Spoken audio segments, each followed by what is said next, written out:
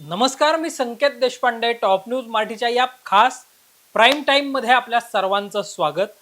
महाराष्ट्राचा मुख्यमंत्री, महाराष्ट्राची विधानसभा निवडणूक मागच्या अनेक दिवसांपासून जर आपण पाहिलं तर सर्वाधिक चर्चेमध्ये असल्याचं आपल्याला पाहायला मिळतंय. 20 नोव्हेंबरला महाराष्ट्र विधानसभेसाठी निवडणूक पार पडली. महाराष्ट्राच्या इतिहासामध्ये 30 वर्षानंतर सर्वाधिक मतदानाची नोंद जी आहे ती झाल्याचं पाहायला मिळालं. साधारणतः 66% आसपास हे मतदान झालं. त्यानंतर मतमोजणी झाली. 232 जागांसह राज्यामध्ये महायुतीचं सरकार जे आहे ते सरकार सत्तेत आलं. त्यानंतर 5 डिसेंबर 2024ला देवेंद्र फडणवीस यांनी मुख्यमंत्री पदाची, एकनाथ शिंदे आणि अजित पवार यांनी उपमुख्यमंत्री पदाची शपथ घेतली. आणि त्यानंतर आता सर्वाधिक चर्चेत असणारा किंवा सर्वाधिक उपस्थित होणारा प्रश्न आहे की राज्याच्या मंत्रिमंडळाचा विस्तार कधी होणार, कॅबिनेट एक्सपेन्शन कधी होणार. आज राज्याचे मुख्यमंत्री एकनाथ शिंदे, राज्याचे मुख्यमंत्री देवेंद्र फडणवीस, उपमुख्यमंत्री एकनाथ शिंदे, उपमुख्यमंत्री अजित पवार हे आज दिल्ली दौऱ्यावर आहेत. आणि या दिल्ली दौऱ्यामधून मंत्रिमंडळाच्या विस्ताराचा प्रश्न जो आहे तो सुटण्याची शक्यता आहे. ज्या काही खात्यांवर तिढा आहे तो तिढा देखील सुटण्याची शक्यता आहे. आणि या सगळ्या विषयावर आज आपण चर्चा करणार आहोत. मुख्यमंत्री उपमुख्यमंत्र्यांची दिल्लीवारी नेमकी कुणाला पावणार, कुणाला मंत्रिपदाची लॉटरी लागणार, हे आपण या लाईव्हच्या माध्यमातून आज जाणून घेणार आहोत. या चर्चेमध्ये माझ्या सोबत आहे माझा सहकारी राजरत्न जोंधळे. राजरत्न, मुख्यमंत्र्यांचं दोन्ही उपमुख्यमंत्र्यांसह आज दिल्लीला जाणं, या दिल्ली दौऱ्याच्या दरम्यान कदाचित या मंत्रिपदाचा तिढा जो आहे तो सुटू शकतो. कारण राज्यातनं 16 तारखेपासून राज्याचं हिवाळी अधिवेशन जे आहे ते नागपुरात सुरू होत आहे. त्या अगोदर मंत्रिमंडळाचा विस्तार होणं गरजेचं आहे. कदाचित 14 तारखेला विस्तार होऊ शकतो आणि 14 डिसेंबरलाच मंत्रिमंडळाचा विस्तार होऊ शकतो, अशी माहिती अजित पवारांचे पुत्र जय अजित पवारांनी दिल्याचं पाहायला मिळतंय. आणि त्यामुळं मंत्रिमंडळ विस्तारावर सगळ्यांचंच लक्ष लागल्याचं पाहायला मिळतंय. तर पहिल्यांदा हे सांगशील की आजच्या दिल्लीतल्या बैठकीमध्ये काय होऊ शकतं आणि कोणत्या खात्यांवरून साधारणतः संभ्रम पाहायला मिळतोय, कुठल्या खात्यावरून रस्सीखेच पाहायला मिळते? संकेत, आपण पाहिलं की राज्यामध्ये 20 नोव्हेंबर रोजी मतदान पार पडलं. 23 तारखेला निकाल जाहीर झाले आणि तब्बल 12 दिवसांच्या नंतर राज्यामध्ये सरकार स्थापन झालं. मुख्यमंत्री पदावरून देवेंद्र फडणवीस आणि तत्कालीन जे मुख्यमंत्री होते एकनाथ शिंदे, विद्यमान उपमुख्यमंत्री, त्यावेळेचे तत्कालीन विद्यमान मुख्यमंत्री असणारे एकनाथ शिंदे यांच्या शिवसेनेमध्ये अत्यंत रस्सीखेच झाल्याचं पाहायला मिळालं. शिंदेच्या शिवसेनेकडून जे आहे एकनाथ शिंदे यांच्या नेतृत्वामध्ये निवडणुका लढवल्या गेल्या. एकनाथ शिंदेच मुख्यमंत्री पदाचे दावेदार असतील अशा चर्चा त्यावेळी बाहेर आलेल्या होत्या. परंतु ज्या पद्धतीनं या विधानसभा निवडणुकीमध्ये ज्या प्रकारचं यश हे भारतीय जनता पक्षाला मिळालेलं होतं, त्यामुळे अर्थात जर आपण पाहिलं की ज्यांचे नंबर जास्त त्यांचाच मुख्यमंत्री, या तत्वावरती जर पाहिलं तर अजित पवार यांनी स्पष्ट विधान केलेलं होतं की भारतीय जनता पक्षाच्या सर्वाधिक जागा निवडून आलेल्या आहेत, त्यामुळे भारतीय जनता पक्षाकडेच मुख्यमंत्री पद जाईल असं त्यांनी विधान केलेलं होतं. आणि त्यामुळे कुठेतरी एकनाथ शिंदेची बार्गेनिंग पॉवर ही कमी झालेली होती. तत्पूर्वी एकनाथ शिंदे यांच्या चर्चेमधून मुख्यमंत्री पदाचा चेहरा कोण हे पुढे येण्याच्या आधीच जर आपण पाहिलं तर भारतीय जनता पक्षाचे प्रदेश अध्यक्ष असणारे चंद्रशेखर बावनकुळे यांनी 5 डिसेंबर रोजी मुंबईतील आझाद मैदानावर सायंकाळी 5 वाजता मंत्रिमंडळाचा शपथविधी होईल असं जाहीर केलं. त्यामुळे कुठेतरी एक प्रकारे एकनाथ शिंदेच्या प्रेशर गेमला भारतीय जनता पक्षाने व्यवस्थितपणे टॅकल केल्याचं आपल्याला पाहायला मिळालं. त्यानंतर एकनाथ शिंदेची बिघडलेली तब्येत असेल, हे बरंच नाट्य त्यावेळी आपल्याला पाहायला मिळालं. आणि अचानकपणे 4 तारखेला राज्यपालांची भेट घेण्यात आली आणि जाहीर करण्यात आलं की महायुती सरकार स्थापनेचा दावा करेल आणि देवेंद्र फडणवीस राज्याचे मुख्यमंत्री असतील, हे जाहीर करण्यात आलं. तो काळ संपल्याच्या नंतर आता आपण पाहतोय की 16 तारखेला अर्थात 2 दिवसांपूर्वी जर आपण पाहिलं तर निवडून आलेल्या आमदारांचे शपथविधी पार पडलेले होते. त्यानंतर आता विधानसभेच्या अध्यक्षांची ही घोषणा झालेली आहे. राहुल नार्वेकर हे दुसऱ्यांदा विधानसभेचे अध्यक्ष झालेले आहेत आणि 16 तारखेपासून हिवाळी अधिवेशन आहे. त्यामुळे हिवाळी अधिवेशनाच्या पूर्वी राज्याचा मंत्रिमंडळ विस्तार होणे अत्यंत गरजेचं आहे, कारण ज्यावेळी मंत्रिमंडळ विस्तार होतो त्यावेळी जे आमदारांकडून प्रश्न उपस्थित केल्या जातात, आमदारांकडून ज्या अडचणी मांडल्या जातात, त्यावेळी त्याच ज्या खात्याचे ते मंत्री आहेत ते त्याला सविस्तरपणे उत्तर देऊ शकतील. अन्यथा ज्यांनी शपथ घेतलेली आहे, मुख्यमंत्री देवेंद्र फडणवीस, उपमुख्यमंत्री एकनाथ शिंदे आणि उपमुख्यमंत्री अजित पवार यांच्यावरती या सगळ्या प्रश्नांचं जे आहे ते दडपण येऊ शकतं. त्यामुळे त्यापूर्वीच राज्य मंत्रिमंडळाचा विस्तार हा होऊ शकतो. ज्या प्रकारे जय पवारांनी सांगितलं की 14 तारखेपर्यंत मंत्रिमंडळाचा विस्तार होऊ शकतो. तर दुसरी बाब महत्वाची जर बघितली संख्येत, तर अनेक खाती आहेत ज्यामध्ये आपण पाहिलं होतं की एकनाथ शिंदेनी सांगितलं की मी उपमुख्यमंत्री पदाची शपथ घ्यायला तयार आहे, परंतु आम्हाला गृहमंत्री पद हवंय. या गृहमंत्री पदावरून बराच रस्सीखेच पाहायला मिळाला. ज्यांच्याकडे गृहमंत्री पद असतं, ज्या पक्षाकडे गृहमंत्री पद असतं, त्या पक्षाचा विस्तार हा अधिक झपाट्याने होतो. हे आपण राज्याच्या राजकारणामध्ये पाहायला, कारण गृहमंत्री पदाच्या ज्यांच्याकडे असतं तो पक्ष गृहमंत्री पदाचा वापर करून त्यांनी प्रेशर पॉलिटिक्स राज्याच्या राजकारणात खेळल्याचं आपल्याला अनेक वेळा पाहायला मिळालं. जसं की आपण केंद्रामध्ये सुद्धा बघतो की ज्यांच्याकडे गृह खातं असतं तो पक्ष आपल्या देशभरामध्ये आपल्या पक्षाचा विस्तार झपाट्याने करतो हे आपण पाहिलेलं आहे. त्याचमुळे गृहमंत्रीपद आपल्याकडे दिलं जावं अशी मागणी जी आहे एकनाथ शिंदे यांच्या शिंदेकडून शिवसेनेकडून करण्यात येते. त्याचबरोबर सार्वजनिक बांधकाम मंत्रालय सुद्धा आम्हाला देण्यात यावं, नगर विकास खातं आम्हाला देण्यात यावं, महसूल खातं आम्हाला देण्यात यावं अशी मागणी शिंदेच्या शिवसेनेकडून करण्यात येते. तर दुसऱ्या बाजूला अर्थ खातं हे राष्ट्रवादी काँग्रेस पक्षाला देण्यात यावं अशी मागणी जी आहे राष्ट्रवादी काँग्रेस पक्षाकडून, अजित पवार गटाकडून करण्यात येते. तर मग ही जी महत्वाची खाती आहेत त्या खात्यावरून कुठंतरी महायुतीमध्ये रस्सीखेच असल्याचं पाहायला मिळतं. यावरती याच अनुषंगाने आज जर पाहिलं तर मुख्यमंत्री देवेंद्र फडणवीस असतील, उपमुख्यमंत्री अजित पवार, उपमुख्यमंत्री एकनाथ शिंदे हे दिल्ली दौऱ्यावर आहेत आणि याच मंत्रिमंडळ विस्तारावरून कोणाला कोणतं खातं दिलं जावं, कोणत्या पक्षाच्या वाट्याला किती मंत्रिपद मिळणार या बाबतीत सविस्तर चर्चा ही दिल्ली बैठकीमध्ये होण्याची शक्यता आहे. एकंदरीतच राजरत्न जर आपण पाहिलं तर अर्थातच खात्यांवरून जशी रस्सीखेच आहे तशी विधानसभा आणि विधानसभेचं अध्यक्षपद आणि विधान परिषदेचं उपाध्यक्षपद याच्यावरून देखील भाजप शिवसेनेमध्ये रस्सीखेच आहे की काय अशा बातम्या समोर येताना पाहायला मिळत होत्या. मात्र विधानसभा अध्यक्षपदी राहुल नार्वेकरांची फेरनिवड झाली. बाळासाहेब भारदेंनंतर सलग दुसऱ्यांदा विधानसभा अध्यक्ष होणारे राहुल नार्वेकर हे स्वतंत्र महाराष्ट्रातले दुसरे विधानसभा अध्यक्ष ठरल्याचं पाहायला मिळालं.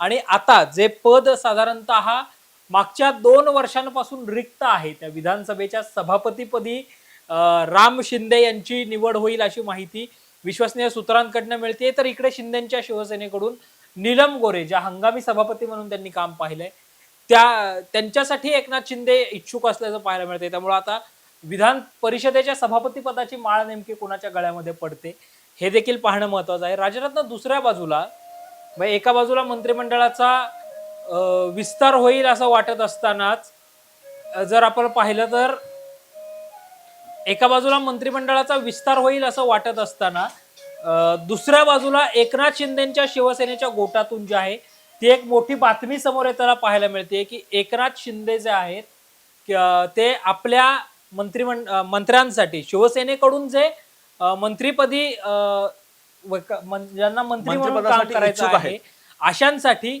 अडीच वर्षाच्या मंत्रिपदाचा फॉर्म्युला जो आहे तो अप्लाय करू शकतात. काही वर्तमानपत्र असतील किंवा काही सोर्सेस असतील यांच्याकडनं ही बातमी देण्यात आलेली आहे. एका महाराष्ट्रातल्या मोठ्या नामांकित वृत्तपत्रामध्ये फ्रंट पेजला ही बातमी आलेली आहे की एकनाथ शिंदे अडीच वर्षांचा फॉर्म्युला जो आहे तो लागू करू शकतात. राजरत्न अडीच वर्षाचा फॉर्म्युला म्हटलं की अर्थातच सगळ्यांचं लक्ष 2019 मध्ये जातं, ज्यावेळी भाजपा आणि शिवसेनेमध्ये मुख्यमंत्री पदावरनं क्लॅशेस झाले आणि पुढे मग महाविकास आघाडीचा जन्म झाल्याचा पाहायला मिळाला. आता अडीच वर्ष एकनाथ शिंदेच्या शिवसेनेकडनं मंत्र्यांना दिली जाऊ शकतात अशी बातमी आहे, अशा चर्चा होताना पाहायला मिळत आहे.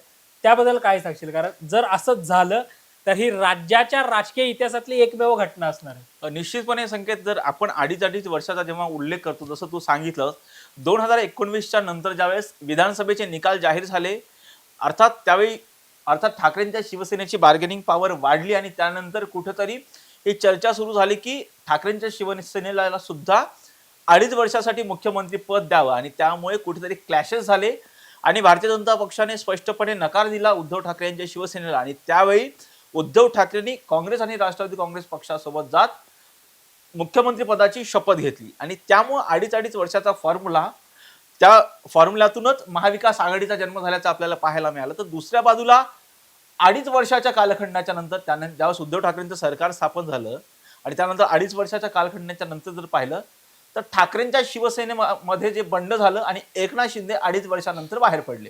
त्यानंतर त्यांनी 40 पेक्षा जास्त आमदारांसोबत जात सुरत मार्गे गुवाहाटी घातलं, त्यानंतर गोवा मार्गे थेट मुख्यमंत्री पदाची महाराष्ट्रात येऊन शपथ घेतली. त्यामुळे त्यावेळी एकनाथ शिंदे यांच्यासोबत जे आमदार होते त्या आमदारांना त्यांनी मंत्रिपदाची आश्वासनं दिली होती, परंतु त्या आमदारांची आश्वासनं ही एकनाथ शिंदेंना पाळता आलेली नाही. त्यामुळे अवघ्या विधानसभेला अवघे काही दिवस शिल्लक असताना, अवघे काही महिने शिल्लक असताना त्यांची, हे जे आमदार मंत्रिपदासाठी इच्छुक असणारे जे आमदार होते त्यांची महामंडळावरती नियुक्ती करत त्यांची बोळवण करण्यात आली. परंतु आता हेच आमदार आता महामंडळासाठी इच्छुक नाहीत, तर आम्हाला मंत्रिपद हवेत यासाठी ते इच्छुक आहेत. त्यामुळे एकनाथ शिंदेनी एक नवा फॉर्म्युला शोधून काढला, तो म्हणजे मंत्रिपद हे 2.5 वर्षांसाठी, जे की शिंदेचे आमदार आहेत त्यांच्यासाठी 2.5 वर्षांचे मंत्रिपद दिले जाते. जेणेकरून आता जर शिंदेच्या वाट्याला जर आपण पाहिलं तर 12 जर मंत्रिपद येणार असतील तर 24 जणांना मंत्रिपदाची संधी ह्या 5 वर्षात मिळू शकते. त्यामुळे अधिकाधिक आमदारांना न्याय देण्याचा शिंदे प्रयत्न करतील.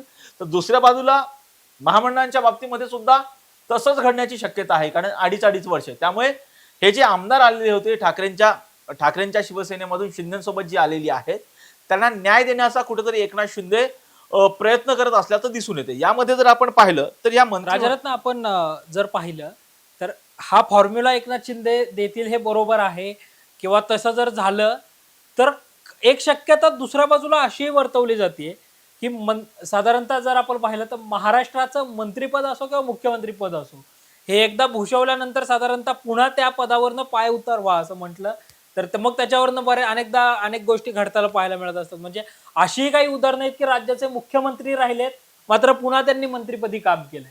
आता जर एकनाथ शिंदेच्या शिवसेनेकडनं 2.5 वर्षाचा फॉर्म्युला दिला गेला तर मग पहिले 2.5 वर्ष कुणाला मंत्री करणार, शेवटचे 2.5 वर्ष कुणाला मंत्री करणार, असा साधारणतः हा पेच निर्माण होऊ शकतो.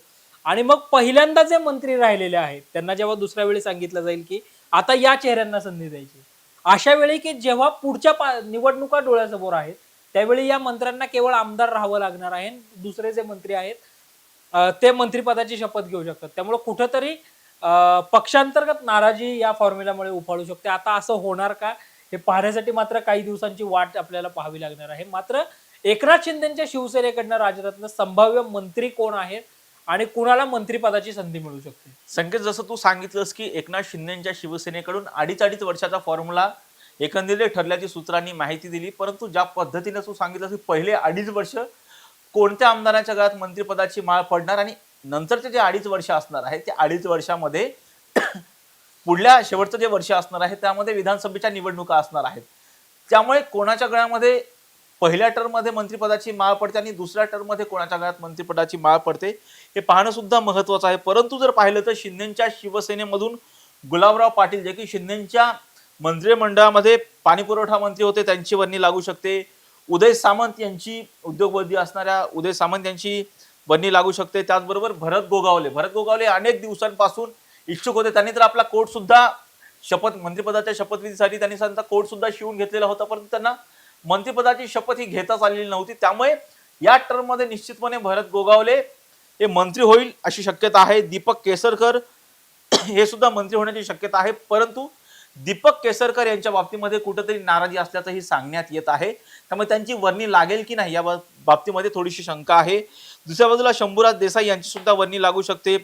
त्याचबरोबर तानाजी सावंत यांची सुद्धा वर्णी लागण्याची शक्यता आहे. दादा भुसे हे शिंदेच्या मंत्रिमंडळामध्ये मंत्री होते. दादा भुसेंबद्दल एक इंटरेस्टिंग फॅक्ट राजरत्न आपण आपल्या प्रेक्षकांना सांगितले पाहिजे की ज्यावेळी मंत्रिमंडळामध्ये एकनाथ शिंदे समावेश होतील की नाही अशा चर्चा जेव्हा होत होत्या तेव्हा दादा भुसेंचं नाव उपमुख्यमंत्री पदासाठी चर्चेत येताना पाहायला मिळत होतं. एक नाशिक मालेगाव मध्यमधून ते निवडून येतात, त्या भागामध्ये शिवसेना वाढवण्याचं मोठं काम दादा भुसेंनी केल्याचं पाहायला मिळतं. निश्चितपणे दादा भुसे मुख्यमंत्री पदाच्या उपमुख्यमंत्री पदाच्या शर्यतीमध्ये होते. ज्यावेळेस एकनाथ शिंदे मुख्यमंत्री पदावरून उपमुख्यमंत्री पदाची शपथ घेतील की नाही असं सांगण्यात येत होतं की एकनाथ शिंदे हे पक्षाचं काम करतील आणि इतरांना संधी देतील, परंतु त्यावेळी ज्येष्ठ नेते असल्यामुळे दादा भुसे यांचं नाव एकंदरीत उपमुख्यमंत्री पदासाठी चर्चेत आल्याचं पाहायला मिळालं. त्याचबरोबर निलेश राणे यांचे सुद्धा नाव चर्चेत आहे. निलेश राणे यांनी कुडाळमधून जर पाहिलं तर वैभव नाईक यांचा पराभव केलेला होता.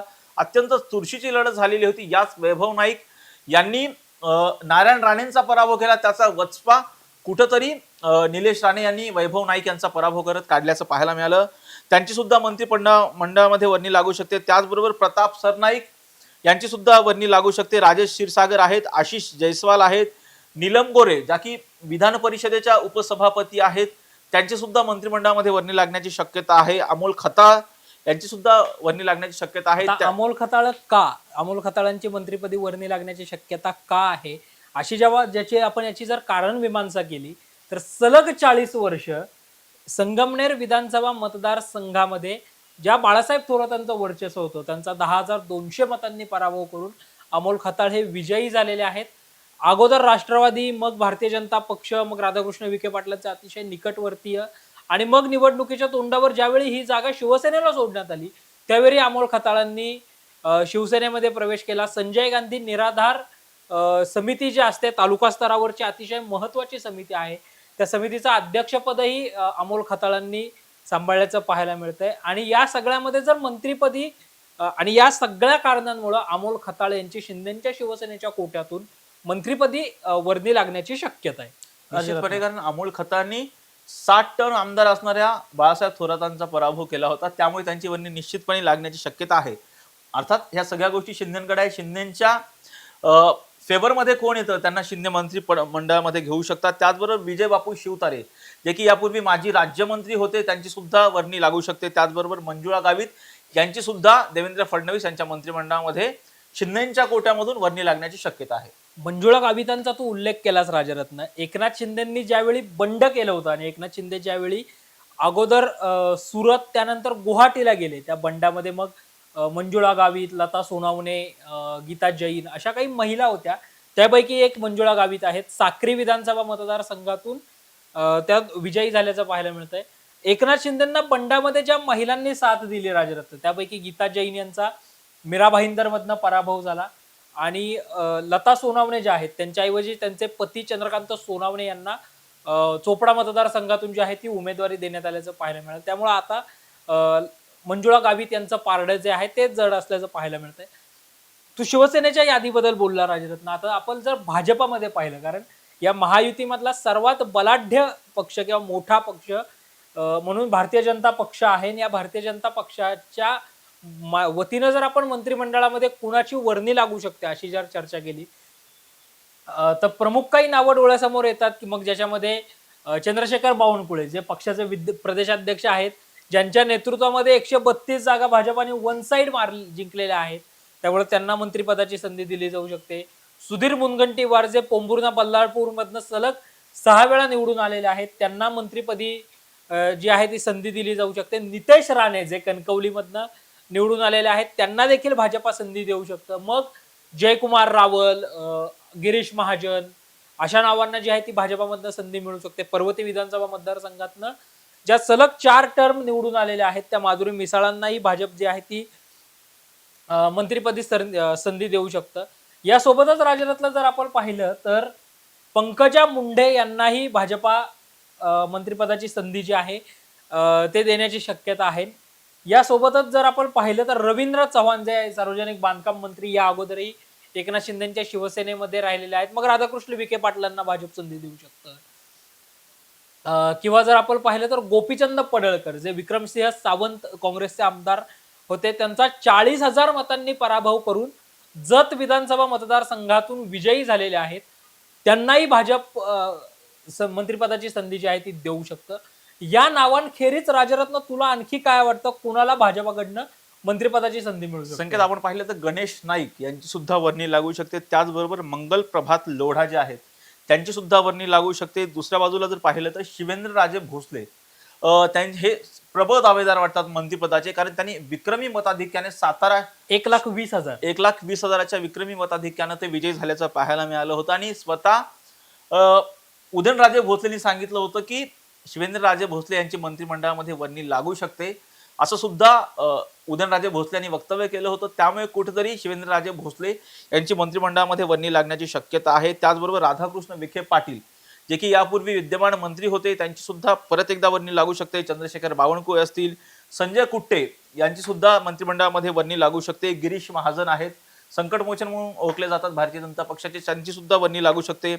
त्याचबरोबर जयकुमार रावल यांची सुद्धा मंत्रिमंडळात वर्णी लागू शकते. अर्थात पंकजा मुंडे हे मंत्रिमंडळामध्ये कमबॅक करण्याची शक्यता आहे, कारण ते राज्याच्या राजकारणामधून काहीशा बाजूला फेकल्याचं पाहायला मिळालेलं होतं. लोकसभा निवडणूक लढवली, लोकसभा निवडणुकीमध्ये झालेला पराभव असेल, त्यानंतर भारतीय जनता पक्षाकडून परत विधान परिषदेची देण्यात आलेली उमेदवारी, त्यानंतर विजय झाल्या, विधान परिषदेमध्ये आमदार झाल्या आणि परत एकदा त्या राज्याच्या राजकारणामध्ये सक्रिय झाल्याचं पाहायला मिळालं. त्यांच्याकडे पुण्यातल्या ज्या महत्वाच्या विधानसभा मतदारसंघांची जबाबदारी देण्यात आलेली होती, त्या मतदारसंघामध्ये सुद्धा भारतीय जनता पक्षाच्या अर्थात महायुतीच्या उमेदवारांनी विजय प्राप्त केलेला आहे. त्यामुळे त्याचं बक्षीस म्हणून कुठेतरी पंकजा मुंडेंची आणि त्याचबरोबर ओबीसी मतदारांना पुन्हा एकदा आपल्याकडे आकर्षित करून आगामी ज्या महापालिकेच्या स्थानिक स्वराज्य संस्थेच्या निवडणुका आहेत त्यामध्ये कसं ओबीसी मतदारांना आपल्याकडे आकर्षित करता येईल, त्या दृष्टिकोनातून सुद्धा भारतीय जनता पक्षात एक व्यूहरचना म्हणून पंकजा मुंडेंना जी आहे ती मंत्रिमंडळामध्ये संधी देऊ शकतात. त्याचबरोबर अतुल सावे यांची सुद्धा मंत्रिमंडळामध्ये वर्णी लागण्याची शक्यता आहे. राजरत्न, या नावांखेरीज आणखी एका नावाची मंत्रिपदी चर्चा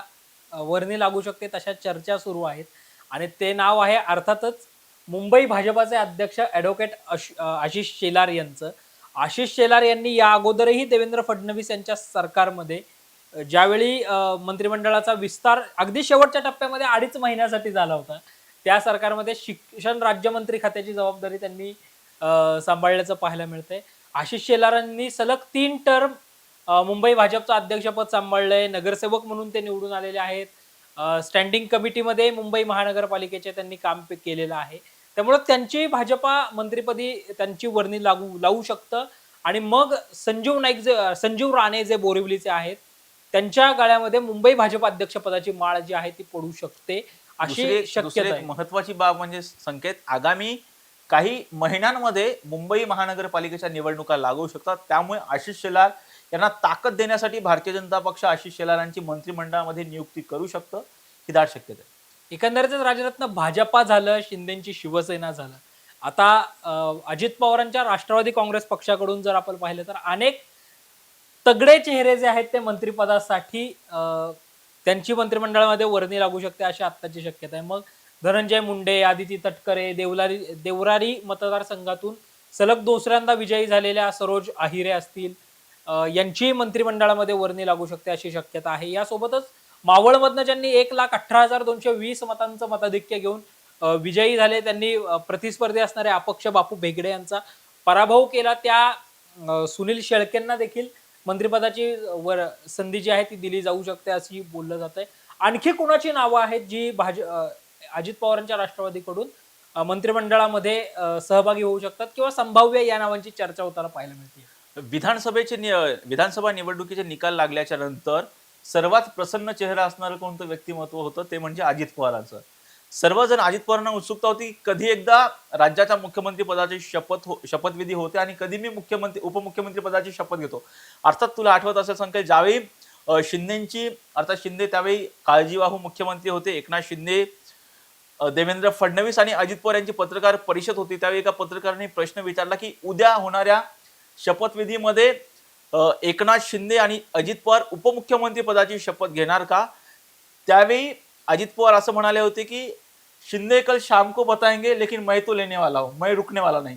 या पद्धतीचं जे विधान केलेलं होतं आणि त्यानंतर हे स्पष्ट होतं की अजित पवार उपमुख्यमंत्री पदाची शपथ घेणार. आता राजरत्न, यात एक इंटरेस्टिंग फॅक्ट आहे की सलग 6 वेळा अजित पवारांनी उपमुख्यमंत्री पदाची शपथ घेतली.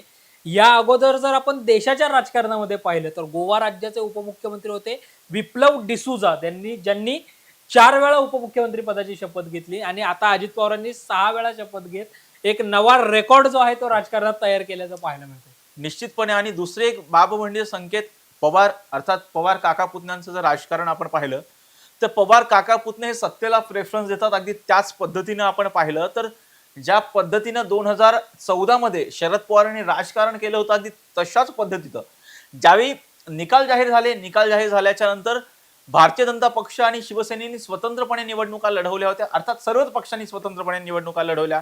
काँग्रेस, राष्ट्रवादी काँग्रेसनी स्वतंत्रपणे निवडणुका लढवल्या आणि त्यावेळी ज्यावेळी विधानसभेचे निकाल जाहीर झाले, भारतीय जनता पक्षाने तब्बल 122 जागा जिंकल्या आणि त्यानंतर कुठेतरी ठाकरेंनी स्वतंत्रपणे निवडणुका लढवल्यामुळे कुठेतरी ठाकरेंच्या शिवसेनेची बार्गेनिंग पॉवर कमी झाली होती.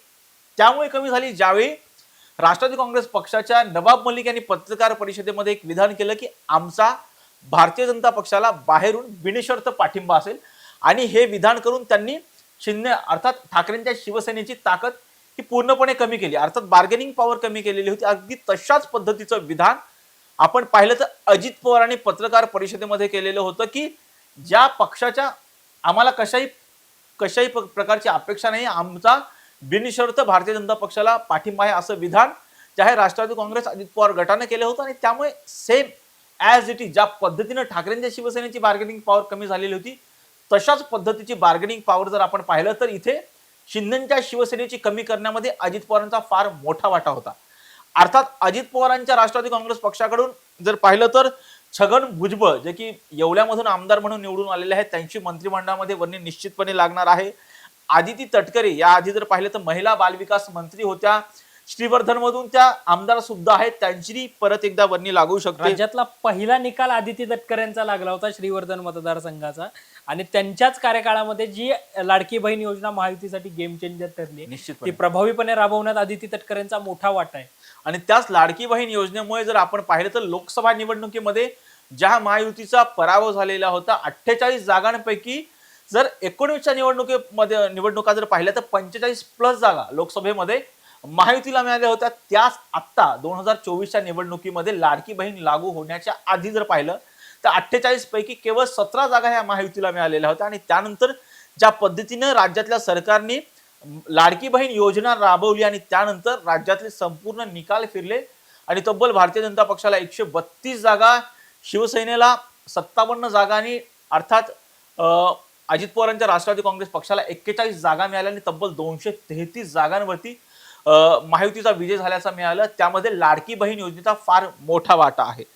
तर परत आपण पाहिलं तर हसन मुश्रीफ हे कागलमधून आमदार आहेत, समरजित घाडगे यांचा त्यांनी पराभव केलेला होता, त्यांची मंत्रिमंडळामध्ये सर्वात लक्षवेधी लढत होती, त्यांची सुद्धा मंत्रिमंडळामध्ये वर्णी लागू शकते. दत्तामामा भरणे यांनी पाहिलं तर आपण हर्षवर्धन पाटलांचा पराभव केलेला आहे, त्या दत्तामामा भरणेची परत एकदा वर्णी लागू शकते. धनंजय मुंडे अर्थात कृषी मंत्री होते, त्या धनंजय मुंडेची परत एकदा वर्णी लागू शकते. परळीमधून मोठ्या मताधिक्याने विजय झालेत आणि पहिल्यांदा म्हणजे परळीमध्ये पहिल्यांदा विधानसभा निवडणुकीमध्ये कमळ दिसलं नव्हतं, कारण पंकजा मुंडे या धनंजय मुंडेंचा प्रचार करत होत्या आणि त्याच परळीमधून राजरत्न ही इंटरेस्टिंग फॅक्ट आहे की ज्या गोपीनाथराव मुंडेंनी महाराष्ट्र भाजपा वाढवली त्या मुंडेंच्या जिल्ह्यातच यंदा पहिल्यांदा असं झालं की विधानसभा निवडणुकीमध्ये त्यांच्याच मतदारसंघात परळी मतदारसंघामधनं कमळच गायब झालं होतं. निश्चितपणे ज्यावेळी पंकजा मुंडे प्रचार करत होता त्यावेळेस ते म्हणत होता की जर तुम्हाला कमळ सोडून इतरांना मतदान करावं असं वाटत नसेल तर घड्याळ असेल तरी कमळ समजूनच मतदान करा, त्याचबरोबर धनुष्यबाण असेल तरी कमळ म्हणूनच मतदान करा, असा प्रचार जो आहे पंकजा मुंडेंनी केलेला होता. अगदी त्यांनी धनंजय मुंडेंचाही मोठ्या प्रमाणात प्रचार केला होता. ते धनंजय मुंडे परत एकदा आमदार झालेत आणि त्यांची सुद्धा मंत्रिमंडळामध्ये वर्णी लागू शकते. धर्मराव बाबा आत्राम यांची सुद्धा मंत्रिमंडळामध्ये वर्णी लागण्याची शक्यता आहे. अनिल पाटील जे आहेत ते सुद्धा राष्ट्रवादी काँग्रेस पक्षाच्या कोट्यातून मंत्रिपदावरती असू शकतात. या नावांखेरीज राजरत्न जर आपण पाहिलं तर सिन्नर मधून जे सलग दुसऱ्यांदा आमदार झालेले आहेत त्या माणिकराव कोकाटेंचीही अजित पवारांच्या राष्ट्रवादी काँग्रेस पक्षामधनं मंत्रिपदावर जी आहे ती वर्णी लागू शकते. आणि यासोबतच अर्जुनी मोरगाव विधानसभा मतदारसंघातून जे निवडून आलेले आहेत, खरं तर भारतीय जनता पक्षामध्ये होते 2014 ते 2019 मध्ये ज्यांनी सामाजिक न्याय व विशेष सहाय्य विभागाचे कॅबिनेट मंत्री म्हणून जबाबदारी सांभाळली त्या राजकुमार बडोलेंचीही ज्यांनी आता निवडणुकीच्या तोंडावर अजित पवारांच्या राष्ट्रवादी काँग्रेस पक्षामध्ये प्रवेश केला, निवडणूक लढवली, जिंकली, आता त्यांचीही मंत्रिपदावर वर्णी लागू शकते अशी शक्यता आहे. एकंदरीतच जर आपण पाहिलं तर अर्थातच मंत्रिमंडळामध्ये कुणाला घ्यायचं आणि कुणाला मग महामंडळ असेल, कोणाला मग सभागृहातलं नेतेपद असेल, गटनेतेपद असेल, हे संपूर्ण देण्याचा अधिकार हा राज्याचे मुख्यमंत्री आणि त्या पक्षाच्या अध्यक्षांचा असतो. पक्षाच्या अध्यक्षांचा यासाठी की मग ते मुख्यमंत्र्यांना शिफारस करत असतात की आमच्या पक्षाकडनं या नेत्यांना मंत्री अथवा राज्यमंत्री करण्यात यावं. आता हा अधिकार सर्वस्वी आपल्या पक्षातून कुणाला करायचं हा अजित पवार आणि एकनाथ शिंदे यांचा आहे. मग आपण सुरुवातीला चर्चा केली तसं एकनाथ शिंदे हे अडीच वर्षाचा मंत्रिपदाचा फॉर्म्युला अप्लाय करतात का? हे देखील महत्वाचं आहे. आणि मग मंत्रिमंडळामध्ये नेमकं अर्थात हे संभाव्य मंत्रिमंडळ होतं. त्यामुळं अंतिम मंत्रिमंडळामध्ये कुणाला संधी मिळू शकते, या नावांपैकी कुणाला संधी मिळते, की मग धक्कातंत्राचा वापर होतो, हे सगळं पाहणं महत्वाचं आहे. आणि या सगळ्या विषयातले अपडेट्स आम्ही तुमच्यापर्यंत वेळोवेळी घेऊन येणार आहोत. तोपर्यंत पाहत रहा टॉप न्यूज मराठी, आपला महाराष्ट्र, आपली बातमी.